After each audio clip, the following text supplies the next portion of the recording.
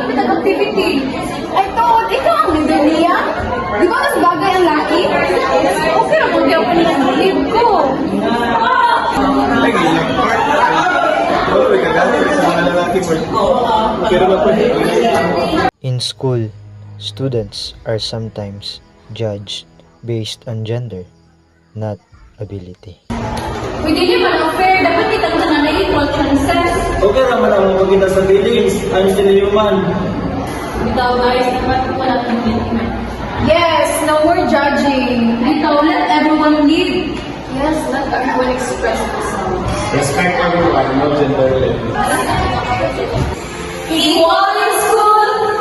Equal in life. Equal